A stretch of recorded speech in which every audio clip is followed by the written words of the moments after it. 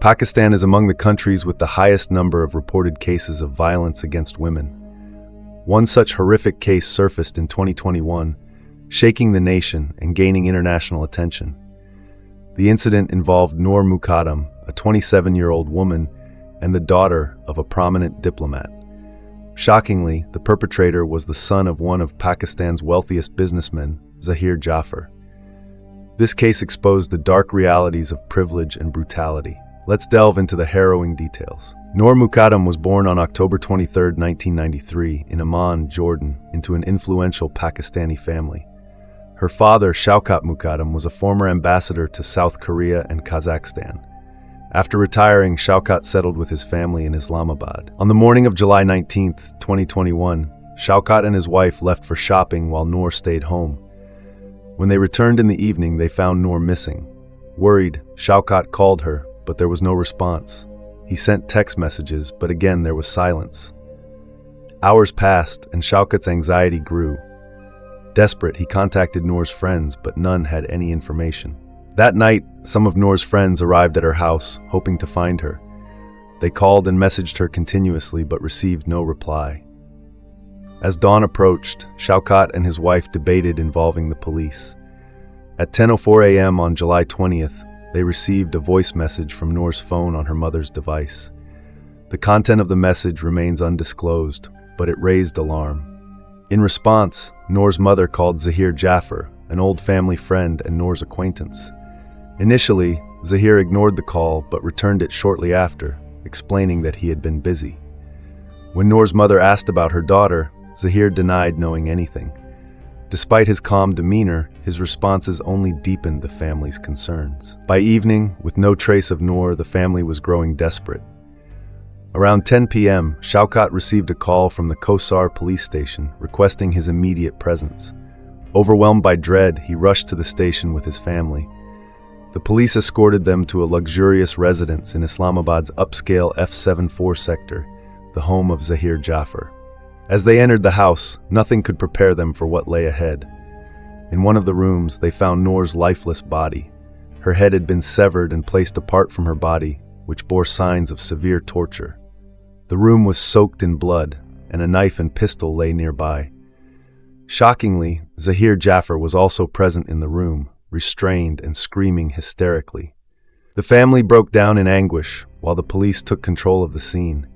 Noor's remains were sent for post-mortem, and Zaheer was arrested on the spot. As the investigation unfolded, horrifying details emerged.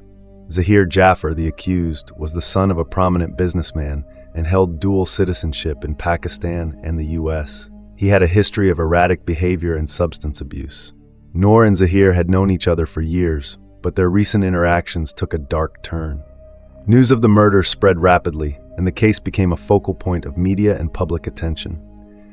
Activists, especially women, took to the streets and social media, demanding justice for Noor. The hashtag Justice for Noor trended worldwide, pressuring authorities to act decisively. The case reached the highest echelons of power, with then Prime Minister Imran Khan personally instructing law enforcement to ensure a thorough and transparent investigation. As the police delved deeper, they uncovered damning evidence, including CCTV footage and forensic reports that pointed to premeditation. The Noor Mukadam case was not just a story of personal tragedy, but a reflection of systemic issues in society. It highlighted the dangers of unchecked privilege and the need for justice for victims of violence. Noor's story became a rallying cry for change, inspiring movements for accountability and women's safety in Pakistan. Zaheer and Noor Mukadam first met during their time in England and quickly became good friends. Over time, their bond grew so strong that they promised to stay together forever. Their families, who were already acquainted, had no objections to their friendship. Both belonged to affluent families, and their parents even dreamed of turning this friendship into a marital relationship. However, this dream shattered as Zaheer's aggressive and volatile nature became evident. He frequently indulged in substance abuse, which worsened to the point where he had to be admitted to a rehabilitation center in England. Zaheer was also accused of serious crimes like harassment, but due to his father's influence, he managed to escape consequences. Zaheer's behavior deteriorated further. leading the British authorities to deport him in 2019. He returned to Pakistan and never left the country again. Around the same time, Noor Mukadam also returned to Pakistan to live with her parents. By then, their relationship had soured significantly, and they maintained minimal contact. With time, they rekindled their friendship and began talking again by 2021. But their communication didn't last long and eventually ceased altogether. According to police reports, in July 2021, Noor texted Zaheer to inquire about his well-being. Zaheer responded with persistent calls, and their conversation resumed. During this time, Zaheer informed Noor that he was leaving for New York on July 19th and requested to meet her before his departure. Noor initially refused, but eventually agreed after Zaheer's repeated requests. On the evening of July 18th, 2021, at 9:05 p.m., Noor left her house to meet Zaheer and reached his residence around 10 p.m. Zaheer's statement revealed that their initial conversation was normal. However, when Noor's phone started ringing continuously, Zaheer grew furious. Noor's parents were calling her repeatedly, but Zaheer didn't allow her to answer the calls. He eventually snatched her phone and confined her in his house. Zaheer was supposed to catch a flight to New York early on July 19th. However, he became so entangled in arguments with Noor that he missed his flight. The situation escalated over the next 2 days, with Noor unable to escape Zaheer's house. During this time, Noor managed to send a message to her mother, but Zaheer quickly seized her phone again. He then began physically assaulting her. CCTV footage later revealed Noor trying to escape multiple times, running toward the balcony to save herself. Zaheer forcibly dragged her back into the room each time. At one point, Noor jumped off the balcony, landing on the railing below and injuring herself. Despite her pain, she tried to reach the main gate, but Zaheer's house staff prevented her from leaving. Zaheer dragged her back inside and continued to torture her. The house security guards informed Zaheer's parents, who were in Karachi at the time. Zaheer's mother contacted a rehabilitation center, asking them to send help immediately. A team from the center arrived at the house but couldn't enter because Zaheer had locked all the doors. By the time they accessed the house through the balcony, it was too late. Zaheer had brutally tortured Noor, first beating her, then shooting at her. When she was still alive despite her injuries, Zaheer used a switchblade to inflict multiple stab wounds, eventually decapitating her. After committing the crime, Zaheer called his mother again. She contacted the rehabilitation center to send more help. When the center staff tried to intervene, Zaheer attacked them as well, injuring one person severely. When the situation escalates, the remaining people somehow manage to control Zaheer, tying his hands and feet, and lock him in a room. After this, the police are informed about the incident.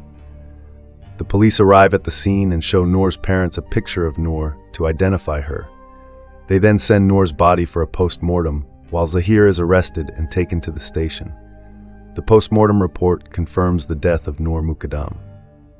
During further investigation, it is revealed that after taking Noor into his custody, Zaheer had demanded a ransom of 5 lakh rupees for her release.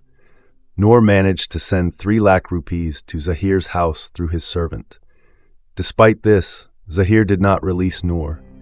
The reason for sending the money through the servant was that Zaheer had put a condition in front of Noor that no one in her family should know about the ransom demand.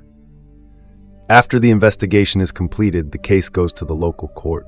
Initially, Zaheer's lawyer tries to argue that everything Zaheer did was a result of insanity. However, after a court order, Zaheer undergoes a medical examination, and it is confirmed that he is mentally fit. Subsequently, the trial continues, and on February 24, 2022, the court sentences Zaheer to 25 years for the abduction of Noor Mukadam and the death penalty for her murder.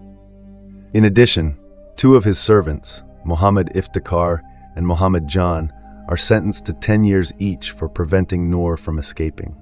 The court also comments that if these 2 had allowed Noor to flee, perhaps her life would have been saved. In this case, people from the psychotherapy center who were involved in helping Zaheer are also arrested. They are accused of trying to destroy key evidence to aid him and failing to inform the police in time. As a result, charges are pressed against them. However, the court eventually acquits the employees of the psychotherapy center. Zaheer's parents were also arrested after Noor's murder. They were accused of not informing the police on time, even though the security guard had earlier informed them about Zaheer's suspicious actions. After the trial, the court found no substantial evidence against Zaheer's parents and acquitted them as well. Following the lower court's verdict, Noor Mukadam's father filed an appeal in the Islamabad High Court requesting that the accused receive the strictest possible punishment.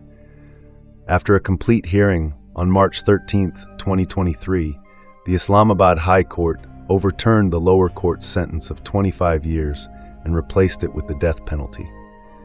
The High Court imposed a double death penalty on Zaheer.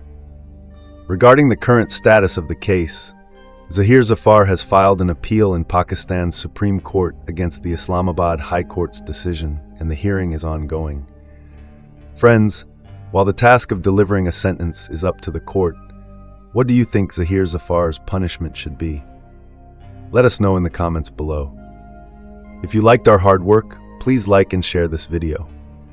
Also, if you haven't subscribed to our channel yet, quickly hit the subscribe button and press the bell icon for more crime-related stories. Stay tuned with us.